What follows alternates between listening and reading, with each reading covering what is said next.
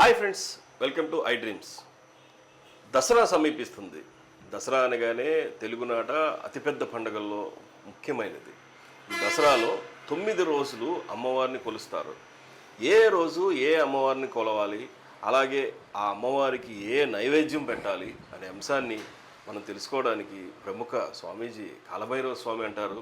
ఆయన ఇంటి పేరు అసలు పేరు పోయి పూర్తిగా ఆ టెంపుల్ కాలభైరవ స్వామి సేవలో పూర్తిగా ప్రముఖంగా ఉన్నటువంటి రాజమండ్రికి ప్రముఖ సిద్ధాంతి కాలభైరవ స్వామి. నమస్కారం స్వామి. నమస్తే స్వామి.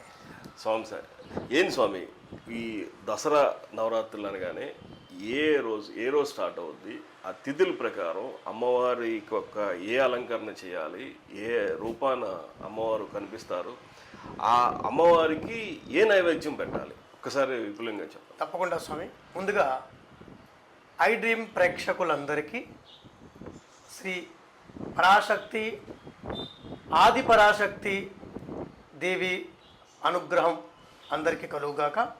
ముఖ్యంగా దేవీ నవరాత్రులు అంటే ఆశ్వీజ మాసంలో మనందరి జీవితాలని కూడా పూర్తిగా సుభిక్షమయం చేసేటటువంటి మహోన్నతమైనటువంటి నవరాత్రులుగా భావన చేస్తూ ఉంటారు. ఈ యొక్క నవరాత్రులకు సంబంధించి 9 రోజుల పాటు నవదుర్గలను ఆరాధించడం, అలాగే నవదుర్గలకు సంబంధించినటువంటి ప్రత్యేకమైనటువంటి పూజతో పాటుగా నవదుర్గలకు సంబంధించినటువంటి ప్రత్యేకమైనటువంటి మంత్రం జపం చేస్తూ ఎవరికి వారు స్వయంగా వారి వారి గృహాలలో ఆరాధన చేస్తూ ఉంటారు. ఈ 9 రోజులలో అనగా 2024 ఆశ్వీజ శుద్ధ పాడ్యమి 3 అక్టోబర్ నుండి 12 అక్టోబర్ 2024 వరకు ఈ యొక్క నవరాత్రి పర్వదినాలు. ఈ యొక్క 9 రోజులలో అమ్మవారిని మనము 9 దుర్గలుగా ఆరాధన చేస్తాం.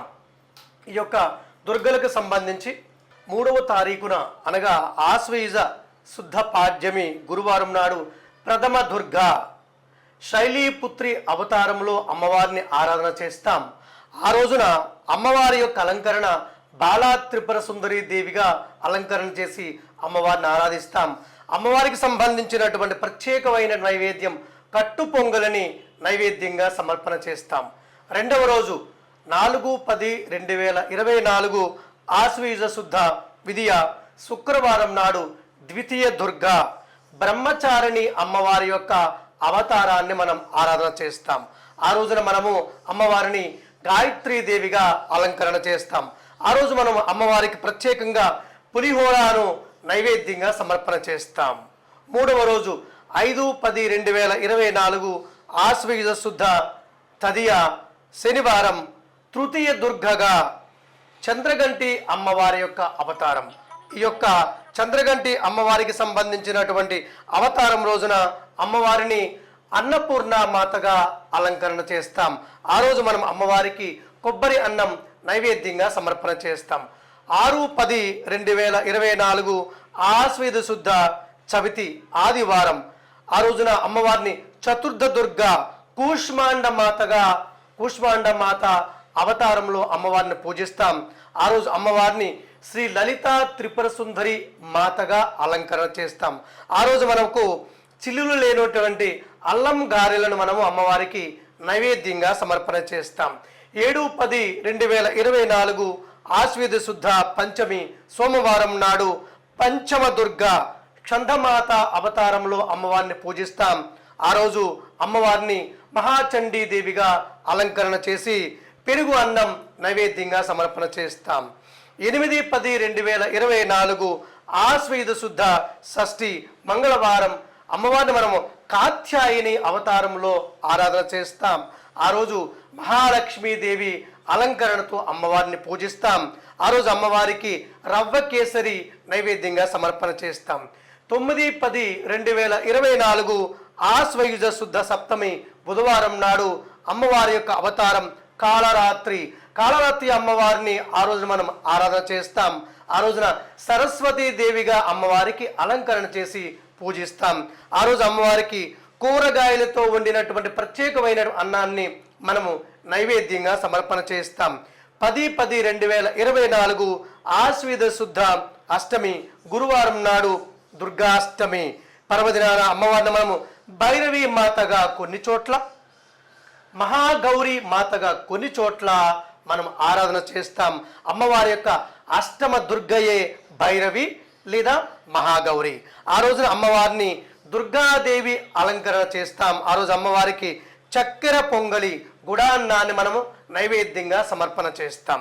11/10/2024 ఆశ్వయుధ శుద్ధ నవమి శుక్రవారం నాడు నవమ దుర్గగా సిద్ధిదాత్రి అమ్మవారి యొక్క అవతారంలో అమ్మవారిని పూజిస్తాం.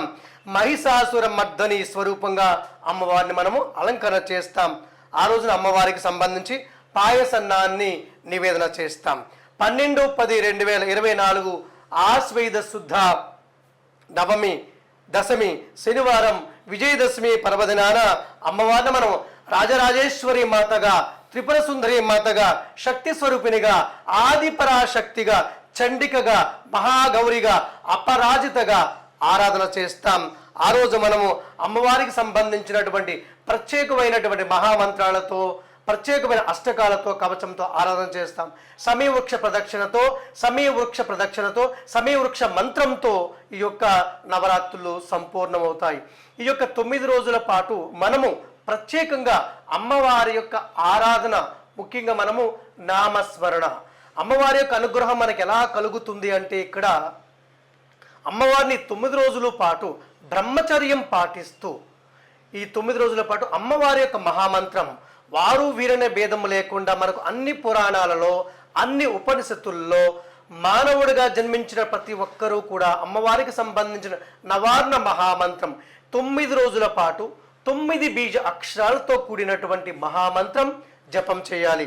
ఈ మంత్రం జపం చేయడానికి కేవలం భక్తి, శ్రద్ధ, విశ్వాసం, ఆకుంఠిత దీక్షతో కూడినటువంటి నమ్మకంతో, శ్రద్ధతో ఎవరైతే ఈ యొక్క అమ్మవారి యొక్క మహామంత్రాన్ని వారి గృహములో కానీ లేదా అమ్మవారికి సంబంధించినటువంటి దేవాలయంలో కానీ రోజు నియమం ప్రకారము ఒక 5 మాలలు, లేదు అవకాశం ఉంది అంటే 10 మాలలు అమ్మవారి యొక్క మహామంత్రం జపం చేసి అనంతమైనటువంటి శక్తిని పొందవచ్చు.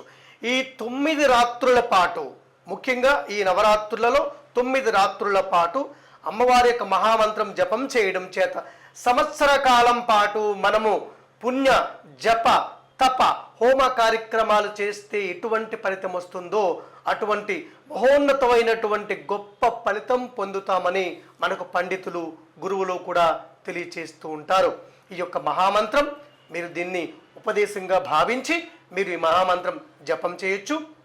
ఈ యొక్క మహామంత్రం ఓం ఐం హ్రీం క్లీం చాముండాయై విచ్చై.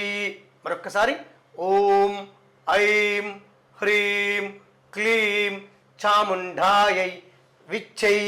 మరొక్కసారి ఓం ఐం హ్రీం క్లీం చాముండాయై విచ్చై. ఈ మంత్రం జపం చేయడానికి ముందుగా మీరు మీ తల్లిదండ్రులను ఒక్కసారి స్మరించి వారి యొక్క ఆశీస్సులు పొందినట్లుగా భావన చేస్తూ గణపతిని ఒక్కసారి ఓం గం గణపతయే నమః అని గణపతిని ప్రార్థన చేసి క్షేత్రపాలక కాలభైరవ స్వామి వారిని ఓం క్షేం క్షేత్రపాలాయ నమః అని క్షేత్రపాలక కాలభైరవ స్వామిని స్మరించి ఈ మంత్రం జపం చేయండి. కేవలం 9 రోజులలో మంత్రం జపం చేయడం ద్వారా మీరు ఎంతో భక్తి శ్రద్ధలతో పూజ చేస్తూ ఉంటారు. దాని ద్వారా అనంతమైన శక్తి చేకూరుతూ ఉంటుంది. కానీ మంత్రం జపం చేయడం వల్ల ఈ జన్మ సార్థకత పొందుతుంది. జన్మ సాఫల్యత పొందడానికి మహోన్నతమైనటువంటి నవరాత్రులు ఈ యొక్క ఆశ్వయుజ దేవి శరన్నవరాత్రులు. మీ అందరికీ కూడా శ్రీ దుర్గామాత ఆశీస్సులు ఎల్లవేళలా కలగాలని కోరుకుంటూ శుభం భవతు. నమస్కారం సార్. శుభం.